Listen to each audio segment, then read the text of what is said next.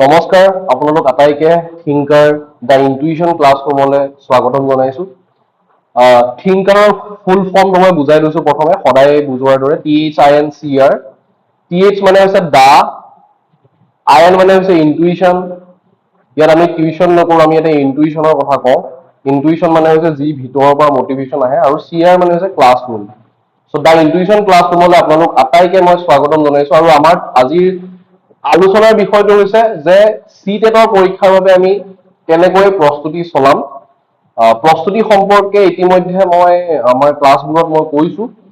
আজি কথাটো হৈছে যে CTET-ৰ পৰীক্ষা অহা 7 জুলাই তাৰিখে যি CTET-ৰ পৰীক্ষা আছে, সেই CTET-ৰ পৰীক্ষাৰ প্ৰশ্ন কাকত আৰু OMR কেনেকৈ এটেম্প কৰিব। তো আমাৰ আজি আলোচনাৰ বিষয় এইটোৱে, কেনেকৈ আপোনালোকে পৰীক্ষাৰ প্ৰশ্ন কাকতখন এটেম্প কৰিব, যাতে আপোনালোকে সেই পৰীক্ষাৰ প্ৰশ্ন কাকতখন এটেম্প কৰিলে আপুনি খুব ধুনীয়া ৰিজাল্ট এটা কৰিব পাৰে। তো আজি আমাৰ আলোচনাৰ বিষয় এইটোৱে। তো এইটো কথাৰ ওপৰতে আমি আজি আলোচনা কৰিম। হয়তো হ'ল CTET-ৰ পৰীক্ষা পেপাৰ 1 এণ্ড পেপাৰ 2। যিসকল BEd কৰি আছে তেওঁলোকে অকল পেপাৰ 2 দিব পাৰিব, যিসকলে DLEd কৰিছে তেওঁলোকে পেপাৰ 1 পেপাৰ 2 দুইখনে দিব পাৰিব। এতিয়া কথাটো হ'ল পেপাৰখন আমি কেনেকৈ এটেম্প কৰিম। মই নিজে যোৱা বছৰ পৰীক্ষা দিছিলো, মই 100 নম্বৰ পাইছিলো 150ৰ ভিতৰত ছেকেণ্ড পেপাৰত, আৰু ফাৰ্ষ্ট পেপাৰত মই 110 পাইছিলো 150ৰ ভিতৰত। গতিকে জেনেৰেলি টাৰ্গেট আমাৰ এইটোৱে থাকে, আমি 100 মাৰ্কছ এটা যদি পাব পাৰো বা 110 115 that's a very good mark for CTET। তো সেই মাৰ্কটো আমি কেনেকৈ পাম। কথা হ'ল 1 নম্বৰত আমাৰ কি থাকে সেইটো আমি চাব লাগিব। তো 1 নম্বৰত আমাৰ সদায় থাকে পেডাগজি। তো পেডাগজিৰ কাৰণে আমি কিমান থাকিব, পেডাগজিত 30 নম্বৰ থাকিব। নম্বৰ 2 থাকিব maths and science or SST social science। social science হলে 60 থাকিব, মেথছ এণ্ড সায়েন্স হলে 30 60 নম্বৰ থাকিব। 3 নম্বৰত আমাৰ থাকিব আছামিজ। মই প্ৰথমে পেপাৰ 2ৰ কথা কৈ লওঁ। আৰু নম্বৰ 4ত থাকিব আমাৰ ইংলিছ। তো আছামিজ ইংলিছ দুইটাতে 30 নম্বৰ। গতিকে 60 30 90, 90 30 120, 120 30 কিমান হৈ গ'ল 150 নম্বৰ। এতিয়া 150 নম্বৰৰ যিটো পৰীক্ষা, সেই পৰীক্ষাটোত আমি জানো 110 বা 100 ওপৰত আমি মাৰ্কছ পালে মানে আমাৰ বাবে চাকৰি পাবৰ বাবে বেছি ইজি হৈ যায়। এতিয়া কথাটো হ'ল এই যিখন পেপাৰ থাকে, সেই পেপাৰখনত আমি এই পেডাগজি প্ৰথমে কৰিব লাগিব। 30 নম্বৰ দি থাকিব, এই 30ৰ ভিতৰত আমি আনিব লাগিব মিনিমাম 25 upon 30 মাৰ্কছ আমি পাবই লাগিব, যেনেকৈ নহওক। চ' পেডাগজি ইজ দ্য কি। ঠিক আছে, সেইটো হৈছে পেডাগজি ইজ দ্য কি। গতিকে পেডাগজিত 130ৰ ভিতৰত 25 নম্বৰ আপুনি পাবই লাগিব। পেডাগজি পৰ্চনটো প্ৰথম 30 মিনিটত এটেম্প কৰিব। চাওক 150 কুৱেশ্যন, 150 মাৰ্ক এণ্ড 150 মিনিট। তাৰমানে কি, এটা কুৱেশ্যনৰ বাবদ আমাৰ হাতত মাত্ৰ 1 মিনিট সময় আছে। গতিকে 1 মিনিট সময় থাকোঁতে আমি কি কৰিম, প্ৰথম 30টা কুৱেশ্যন আমি যেতিয়া কৰোঁতে আমি কি কৰিম, যিখিনি কুৱেশ্যন চিয়ৰ চব তাত আমি টিক মাৰ্ক দিম, যিখিনি অলপমান ভাবিব লগা থাকে তাক এটা ৰাউণ্ড মাৰ্ক দিম চাৰ্কেল, আৰু যিখিনি আমি একেবাৰে নাজানো তাত ক্ৰছ মাৰ্ক দিম। পইণ্টটো হ'ল যিখিনি টিক মাৰ্ক দিয়া থাকিব, সেই টিক মাৰ্ক দিয়া কুৱেশ্যন কেইটা আমি আটাইতকৈ সোনকালে কৰিম। সাপোজ 15টা কুৱেশ্যন টিক মাৰ্ক আছিলে, 10টা কুৱেশ্যন ৰাউণ্ড মাৰ্ক, সেই 10টা কুৱেশ্যন আমি তাৰ পিছত কৰিম, আৰু বাকী 5টা কুৱেশ্যন একেবাৰে লাষ্টত কৰিম। কৰি লৈ পেলাই কি হ'ব, এই 30টা কুৱেশ্যন যেতিয়া আমি কৰিলো, 30টা কুৱেশ্যন কৰাৰ লগে লগে আমি কি কৰিব লাগিব, লগে লগে OMR শীট ল'ব, আৰু OMR শীট কি কৰিব, এই 30টা কুৱেশ্যনৰ কাৰণে ফিল আপ কৰি দিব। এতিয়া সাধাৰণতে কি হয়, যিবিলাকৰ মেথছ থাকে, ছচিয়েল চায়েন্স থাকে বা সায়েন্স থাকে, তেওঁলোকে এই 60 নম্বৰ পৰ্চনটো নেক্সট এটেম্প কৰে, মেথছত লাগি থাকে বহুত সময়।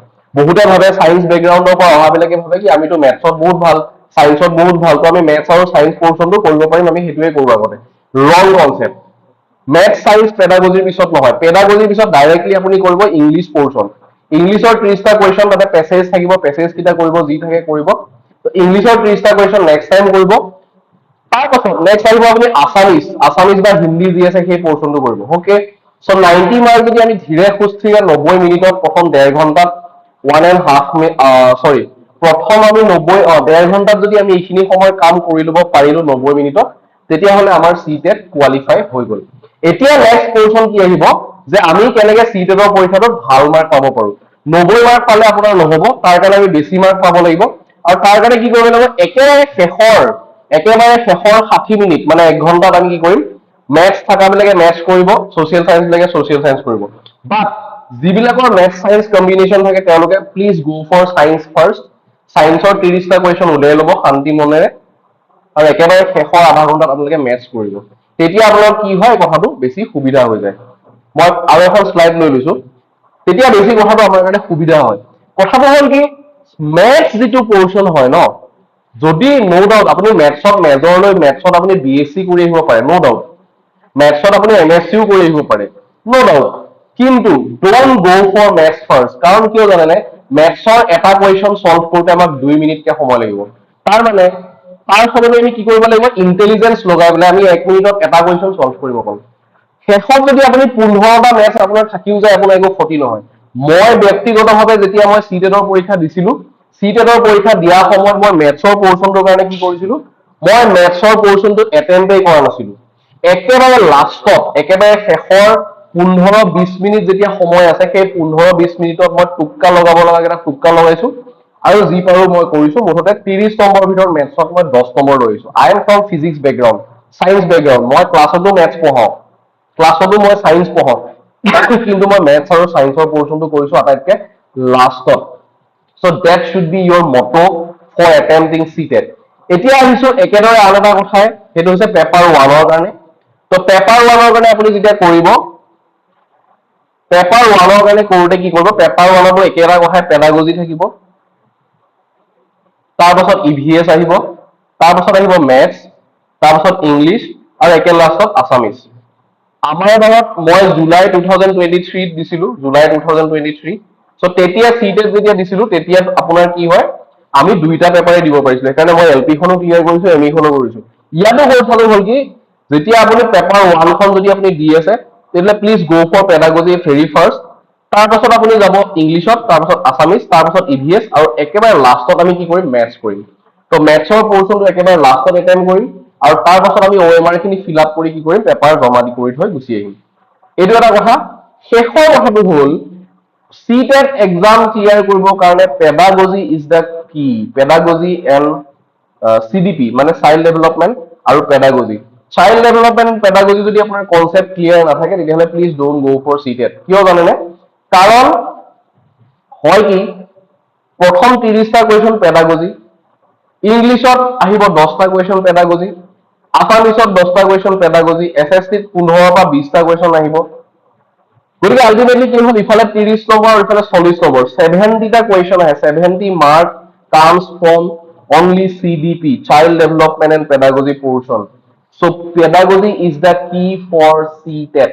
আপুনি যদি পেডাগজি ভালকে পঢ়িছে, তাৰ তেতিয়াহ'লে আপোনাৰ CTET কি হ'ব, নিশ্চয় ভাল হ'ব। এতিয়া পেডাগজিতনো আমি পঢ়িম কি, সেইটো এটা নেক্সট কুৱেশ্যন।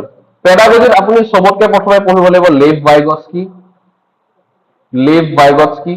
নেক্সট আহিব আপোনাৰ কলবাৰ্ট আৰু জিন পিয়াজে, জিন পিয়াজে। এই তিনিজনক নপঢ়াকে আপুনি CTET দিবলৈ কেতিয়াও নাযাব। জিন পিয়াজে, লেভ ভাইগস্কি আৰু কলবাৰ্ট, এইকেইটা আপুনি নিশ্চয় পঢ়িবই লাগিব। তাৰ পাছত আপুনি কি আহিব, ইনক্লুচিভ এডুকেশ্যন, ইনক্লুচিভ এডুকেশ্যন আপুনি পঢ়িবই লাগিব।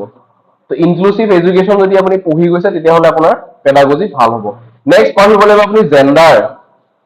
জেণ্ডাৰৰ যিখন BEdত পেপাৰ থাকে, সেইখন পেপাৰ DLEdত থাকে নাই মই নাজানো।